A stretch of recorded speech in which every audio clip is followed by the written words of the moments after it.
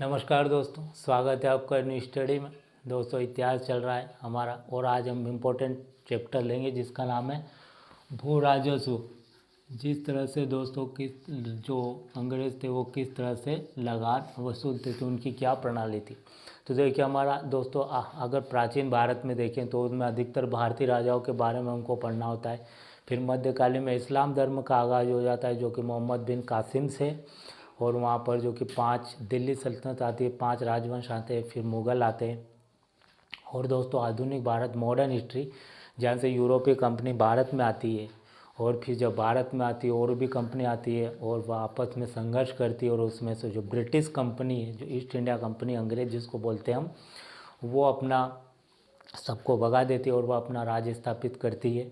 और फिर वह अपने मतलब कि कह सकते हैं कि यहाँ से हमारे देश को एक उपनिवेश बना लेती है और यहाँ से हमारे देश को संचालित करने लगती है। पहले दोस्तों व्यापार करते थे और जैसे यहाँ की स्थिति देखते हैं तो एक दूसरे राजाओं को लड़वाना शुरू करते हैं और अपना साम्राज्य विस्तार करते हैं।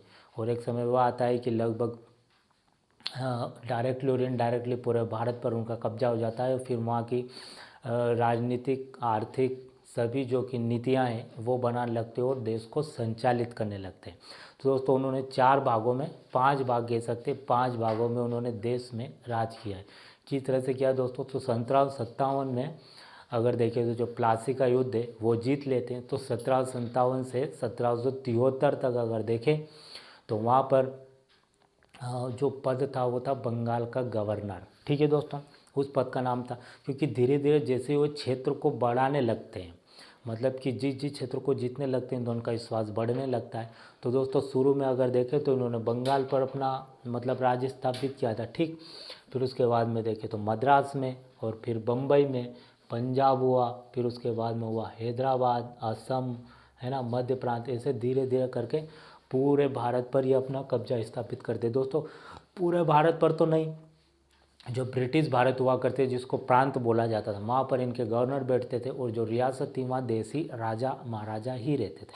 तो डायरेक्टली और इनडायरेक्टली जहाँ पर इनका राज था उसको बोला जाता था ब्रिटिश भारत, और जो रियासत थी वो भी इनके अंडर में ही आती थी, लेकिन वहाँ भारतीय राजा थे। ठीक, तो देखिए ब्रिटिश भारत में अगर देखें तो इन्होंने भू राजस्व जो कि किसानों से लगान वसूल करने की समय समय पर इनकी क्या नीति आया करती थी, हर व्यवस्था थी, क्योंकि देश को संचालित करे तो हर व्यवस्था को इनको देख चलाना पड़ेगा। तो इनमें से एक व्यवस्था थी इनकी टैक्स वसूलने की, भू राजस्व जिसको हम लगान बोलते हैं आम भाषा में। तो उसको दोस्तों हम समझेंगे कि किस तरह से भारत में ये लगान वसूलते थे। ठीक, तो देखिए 3 व्यवस्था थी इनकी दोस्तों। पहली अगर व्यवस्था देखें दोस्तों तो जिसको बोला जाता था जमींदारी व्यवस्था। जमींदारी व्यवस्था थी, ये किसने लागू की थी, तो ये दोस्तों कार्नवालिस ने लागू की थी 1793 में। कब लागू की, 1793 कार्नवालिस। और ये कहाँ का लागू हुई थी, तो ये थी जब दोस्तों शुरू में इनका राज्य यहाँ था, तो बंगाल बिहार उड़ीसा। ये दोस्तों अगर ये देखें तो पूरी बंगाल, तो पूरा बंगाल हो जाता है यहाँ तक।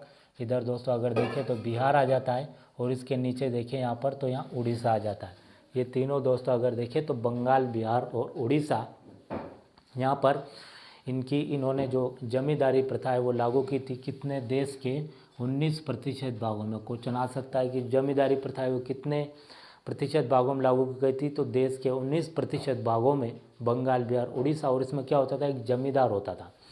जैसे आज हम देखते हैं जो तहसील लेवल पर जो तहसीलदार होता है, उस तरह दोस्तों जो कृषि जो ज़मीन की व्यवस्था को देखने के लिए एक जमींदार हो, उसकी बोली लगती दोस्तों, उसकी जॉब वॉब नहीं थी पहले, सर्विस, उसकी बोली लगती थी सरकार के वहाँ पर। और जो व्यक्ति था प्रतिष्ठावान होता था, अच्छा जिसका दबदबा रहता था, वो जाता था और बोली लगाता। जिस तरह से मंडियों में बोली होती है, और एक क्षेत्र रहता था, जैसे कि ये कोई एक क्षेत्र दे दिया ऐसा, और उस क्षेत्र में जितने भी गाँव आएंगे और जितने भी ज़मीन आएगी भूमि, वहाँ जो अनाज होगा उसका उन 90% किसको देना होगा, सरकार को देना होगा, और 11% कौन रखेगा, तो वो जमींदार रखेगा। ठीक, और दोस्तों इसके ऊपर कलेक्टर होता है जिले लेवल पर, तो ये कलेक्टर को देगा।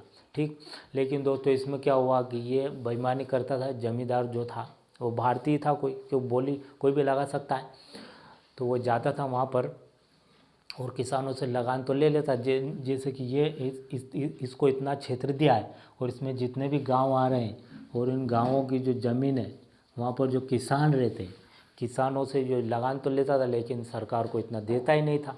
ठीक, लेकिन फिर क्या हुआ कि धीरे धीरे अंग्रेज़ों को यह पता चला, तो उनको लगा कि ये इसमें तो हमको फ़ायदा नहीं हो रहा है। तो फिर जल्दी इस व्यवस्था को 1793 में जो लागू किया गया था इस व्यवस्था को, तो 1796 में 3 वर्ष के बाद ही इस व्यवस्था को समाप्त कर दिया गया था दोस्तों। ठीक है, दूसरी व्यवस्था अगर देखें तो वह रहती है रैयतवाड़ी। रैयत का मतलब होता है दोस्तों किसान। ठीक, रैयतवाड़ी व्यवस्था को कब लागू किया गया था? इसको 1792 में रीड ने लागू किया था दोस्तों, 2 बार लागू हुई थी ये। 1792 में जो कि रीड ने इसको लागू किया था, लेकिन वो अच्छे तरह से सफल नहीं हो पा रही। तो 1820 में फिर इसको लागू किया था किसने? मुनरो ने। तो कहाँ से लागू हुई थी? तो मद्रास दोस्तों, ये जो मद्रास का क्षेत्र है, ये पूरा तमिलनाडु अगर मान ले तो, और जो फेमस शहर है यहाँ पर अगर देखें तो यहाँ मद्रास आ जाएगा, जो कि वर्तमान का चेन्नई।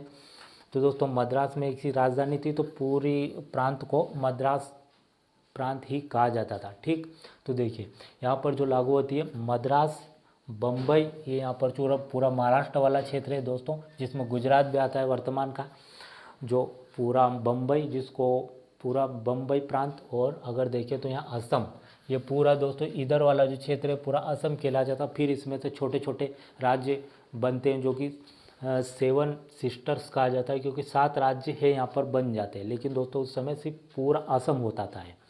तो दोस्तों यहाँ पर अगर देखें तो ये मद्रास, बम्बई और असम, मद्रास, बम्बई और असम देश के अगर देखें तो 51% भागों में यह व्यवस्था लागू हुई थी। यह जो व्यवस्था थी दोस्तों, ये टैक्स की, ये कि उन 90% कौन रखेगा? किसान रखेगा। ये थोड़ी जब सरकार रखेगी और 11% जमींदार रखेगा और बाकी किसानों को दे दिया जाएगा। ठीक, ये तो सर जॉन शॉ ने इस योजना को बनाया था, और एक कानून था सूर्यास्त कानून, मतलब कि सूर्य अस्त होने के पहले यह क्या होगा? सरकार को देना होगा। ठीक है, इस व्यवस्था में दोस्तों अब यहाँ पर क्या हुआ कि ये इस पद को समाप्त कर दिया जाता है। यहाँ पर इस पद को समाप्त कर दिया जाता है। अंग्रेज बोलते हैं कि हम क्या करेंगे, तुमसे सीधा ही हम लगान वसूल करेंगे। ठीक है दोस्तों, लगान दोस्तों क्या होता था कि जो हम खेती करते हैं, जो अनाज होता है उसका हिस्सा।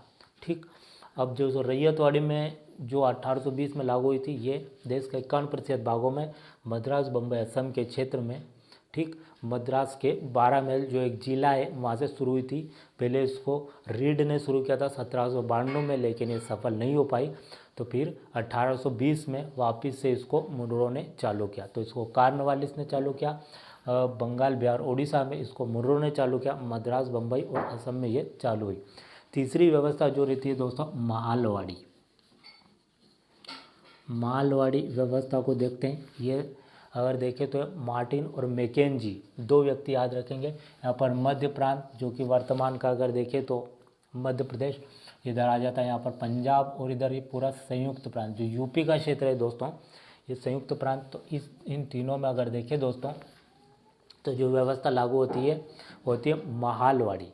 माल क्या दोस्तों? पूरा गांव, एक गांव पर ही माल, ये पूरा गांव है, इसमें जितने भी घर हैं, तो जाहिर है इनकी ज़मीन का होगी, गांव के आसपास ही होगी खेती। तो पूरे किसान पर ही क्या किया कि लगान डाल दिया कि हम तुमसे डायरेक्ट लगान वसूल लेंगे, और जो मालिकाना हक है वो डायरेक्ट तुमको ही देंगे।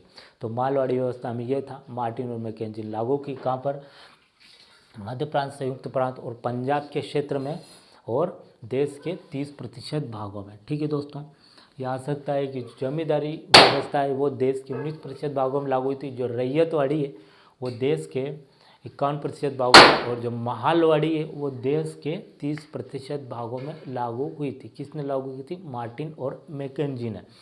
इसमें क्या होता था दोस्तों कि ना तो कोई जमींदार था, कोई भी नहीं था, अंग्रेज आते थे और पूरा गांव पर व्यवस्था की जाती थी कि उसमें से एक गांव में एक व्यक्ति होता है जिसकी सब बात मानते थे, जिसका सम्मान करते थे, और जो कहता था उसकी बातों को टालते नहीं थे। तो दोस्तों अंग्रेज उसमें से ही गांव के एक व्यक्ति को उन्होंने मतलब कि ये काम दिया कि तुम क्या करोगे, पूरे पूरे गांव से जो लगान हम आएंगे तो तुम पहले से लगान क्या करोगे, इकट्ठा करके रखोगे, क्योंकि दोस्तों अंग्रेज आएंगे तो वो तो हर घर से तो लगान नहीं ले सकते, तो पहले से ही लगान मौजूद हो उस गांव का पहले से इकट्ठा करके रखा जाए। तो एक पद बनाया जिसका नाम रखा गया पटेल, जो कि दोस्तों वर्तमान में भी हम देखते हैं। तो गांव में कहावत है, किसी व्यक्ति को पटेल बोला जाता है दोस्तों, वो अंग्रेज के समय से ही चला रहा है, क्योंकि दोस्तों पटेल जो होता था वो कोई दूसरा काम करता नहीं था, उसका काम था सिर्फ लोगों से लगान वसूल करना, और उसको भी उसका जब काम कर रहा है पूरा दिन भर तो उसको भी उसकी मेहनत तो मिलेगी, लेकिन फिर वो मतलब गाँवों से पूरा लगान वसूल करके फिर वो अंग्रेज सरकार कलेक्टर को देता था। तो दोस्तों वो पटेल है जो कि वर्तमान का आज लेखपाल या पटवारी हो चुका है। लेकिन दोस्तों अब इसकी सर्विस होती है, इसकी एग्ज़ाम होती है, पहले इसे डायरेक्ट ही अंग्रेज के समय में बना दिए जाते थे किसको भी। तो दोस्तों ठीक है, इसमें जमींदार का रोल काफ़ी प्रमुख था। जमींदार जो थी तहसील लेवल पर, उसके अंडर में कुछ क्षेत्र था, उसमें गांव आते थे, गांवों के आधार पर वो लगान वसूल करता। फिर इस पद को रैयतवाड़ी में समाप्त कर दिया गया, जो कि 1820 में चालू हुई थी, और फिर यहाँ पर माल पूरे गांव पर ही लगा दिया गया, और उसके अंदर एक पटेल था वहाँ पर, इस मतलब कि वो पूरा लगान वसूल करता।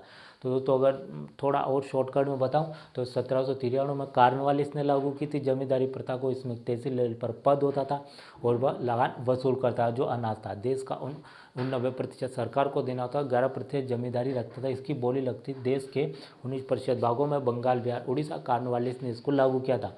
रैयतवाड़ी अगर देखें तो इसको रीड ने चालू किया था 1792 में, लेकिन यह सफल हुई, पर 1820 में इसको फिर चालू किया था मुनरो ने। मद्रास, बम्बई और असम के क्षेत्र में देश के 51% भागों में इसमें जमींदार के पद को समाप्त कर दिया गया था, और यहाँ पर एक मतलब अंग्रेजी रहेगा, और वो क्या करेगा कि लगान तैयार रखेंगे किसान तो वह लेकर जाएगा। जमींदार का पद यहाँ खत्म हो गया था। फिर यहाँ पर उन्होंने और छोटा कर दिया इसको, और पूरे पूरे गाँव पर लगा दिया। ये पूरा जो क्षेत्र था इसको समाप्त कर दिया, और गाँव पर ही, गाँव के किसान पर ही बोल दिया, वहाँ एक पद निकाला और बोल दिया कि हम क्या करेंगे, गांव से ही पूरा लगान वसूल करेंगे, अब क्षेत्र से नहीं। और गांव में एक पद बना पटेल का, जो कि वर्तमान में हम देखते हैं। वो पटेल से वही वो माल तैयार रखता था लगान वसूल करके, और फिर वह अंग्रेज़ों को देता था। तो दोस्तों ये इनकी व्यवस्था थी लगान वसूल करने की समय समय पर। ठीक है दोस्तों, ये 1890 में आई थी, 1793 में, 1820 में, और ये 1890 में आई थी लगान। दोस्तों दूसरी भी और काफ़ी नीतियाँ थी, उन पर भी हम देखेंगे। ठीक, तो उम्मीद करता हूँ आपको समझ में आया होगा। आज के लिए इतना ही, थैंक यू।